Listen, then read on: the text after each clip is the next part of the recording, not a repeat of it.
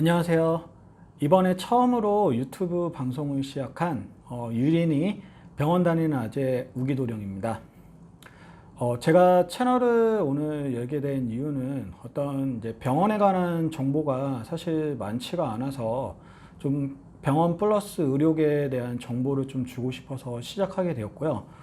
제 채널에 좀 맞으시는 분들은 평소에 이제 좀 병원의 직장으로 생각하신 취준생분들이나 아니면 현재 의료경영학과를 다니고 계시는 대학생분들, 그리고 병원 홍보에 대해서 관심 있는 분들이라면은 좀 맞지 않을까 그렇게 생각이 듭니다.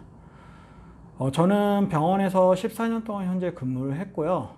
구매팀으로 입사를 해서 원무팀과 그 다음에 건강검진센터 쪽과 그 다음에 지금 현재는 홍보 업무를 하고 있습니다.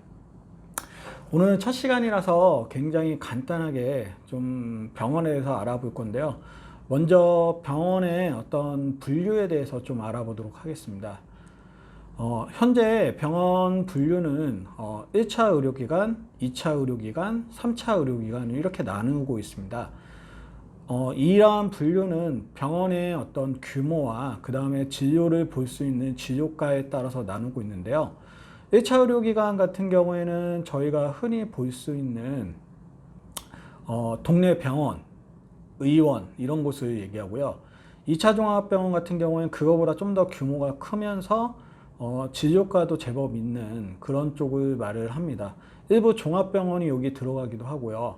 그 다음에 마지막 이제 3차 의료기관인데요. 상급 종합병원이라고도 불리는 우리가 흔히 말하는 대학 종합병원들이 다 여기에 속하고 있습니다. 아무래도 병상수도 굉장히 많고요. 그 다음에 진료과도 굉장히 많은 진료과를 보고 있습니다. 이러한 분류는 나라에서 이 의료기관에 대한 평가를 해서 나누고 있고요. 많은 병원들이 이제 2차 병원들 같은 경우에는 3차 병원으로 올라가려고 노력을 많이 하고 있습니다. 그러한 이유는 어떤 이제 진료를 했을 때 받는 수가 체계의 그 보상이 틀리기 때문에 그렇게 되어 있어서 그렇고요.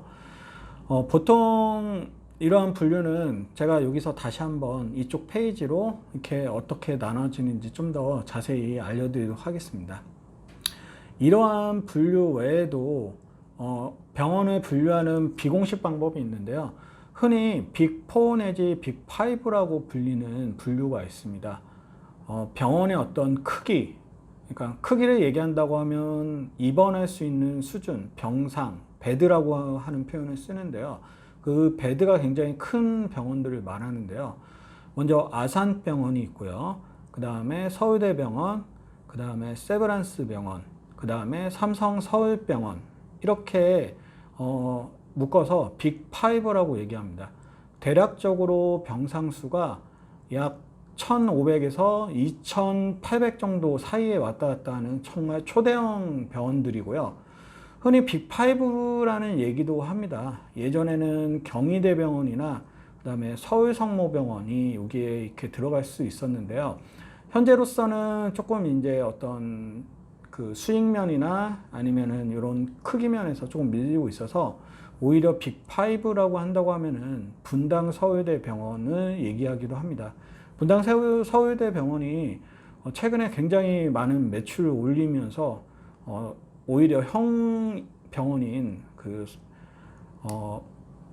서울대병원을 위협하는 수준까지 올라올 정도인데요.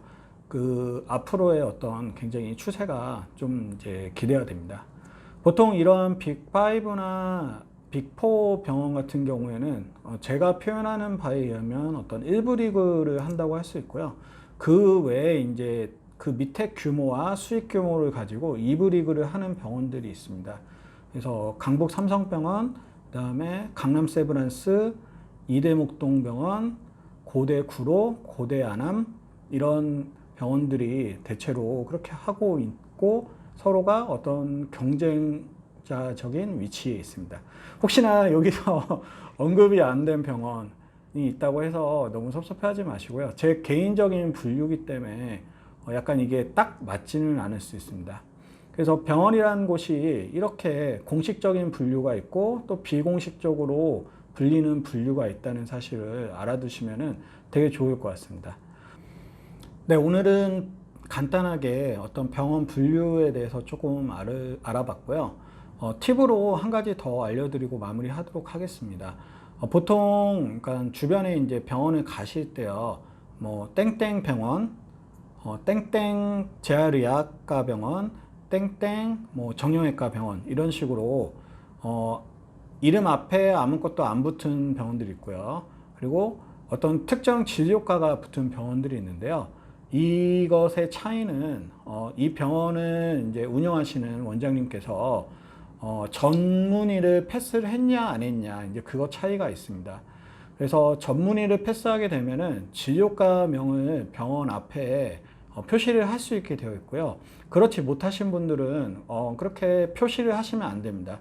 혹시나 이제 병원을 찾으실 때 내가 좀 더 이제 전문적인 진료를 받고 싶다고 하시면은 말씀드린 대로 땡땡 정형외과 병원, 땡땡 뭐 재활의학과 의원 뭐 이런 식으로 전문의를 패스하신 분이 운영하시는 그러한 병원이나 의원을 가시는 것이 훨씬 더 좋은 것 같습니다. 자, 그러면은 이상 이제 오늘 첫 방송은 마치고요. 다음에 또 좋은 내용으로 찾아뵙도록 하겠습니다. 구독과 좋아요 부탁드리겠습니다.